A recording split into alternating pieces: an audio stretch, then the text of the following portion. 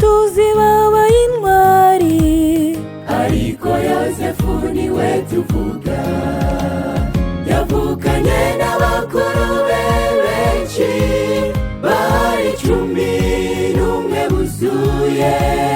Haza kuvuka ndetse na Yozefu, ari uyu munsi twese tuvuga. Yabanye n'Imana muri Egiputa, yakundanye n'abantu benshi cyane. Yagize umugisha ku bayobozi, agira ubutware bukomeye. Imana niyo yamubaye imbere muri icyo gihugu cyitwa Egiputa. Imana niyo yamubaye imbere muri icyo gihugu cyitwa Egiputa.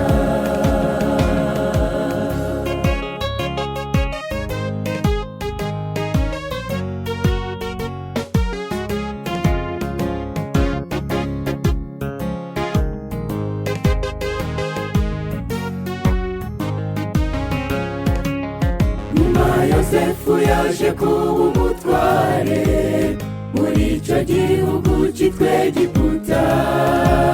Bene se bajya guha hamwe Egiputa, arabamenya bo ntibamumenya. Ibuka inabi bo bamugiriye, bamutanya na se witwa Yakobo.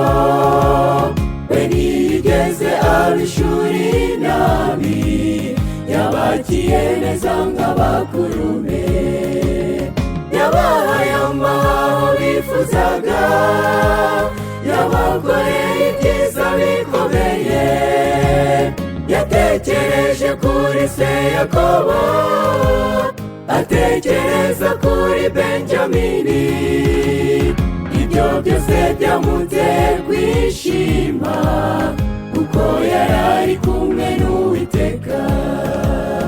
Ibyo byose byamuteye kwishima, kuko yari ari kumwe n'Uwiteka.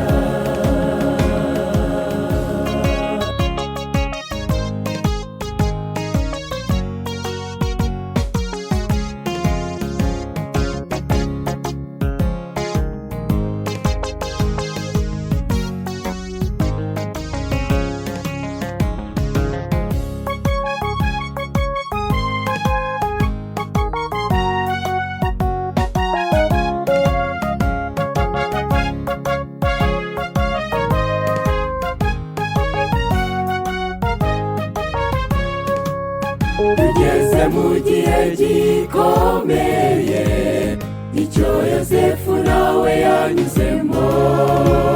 Turasaba twese Mwuka Wera, abari we twese ubidushoboza. Umwami Yesu niwe udushoboza gukomera mu masezerano. Reka twiringire Uwiteka, abari we twese ubidushoboza. Yerusalemu, Yerusalemu nziza nzatembera, ndi ku nyanja nziza y'ibirahuri. Ndi kumwe n'abanesheje isi, n'abizeye izina ry'Uwiteka. Nifuza kuzabana n'Imana muri Yerusalemu yo mu ijuru. Nifuza kuzabana n'Imana muri Yerusalemu yo mu ijuru. Yerusalemu, Yerusalemu nziza nzatembera, ndi ku nyanja nziza y'ibirahuri. Ndi kumwe n'abanesheje isi, n'abizeye izina ry'Uwiteka. Nifuza kuzabana n'Imana muri Yerusalemu yo mu ijuru. Nifuza kuzabana n'Imana muri Yerusalemu yo mu ijuru. Yerusalemu, Yerusalemu nziza nzatembera, ndi ku nyanja nziza y'ibirahuri. Ndi kumwe n'abanesheje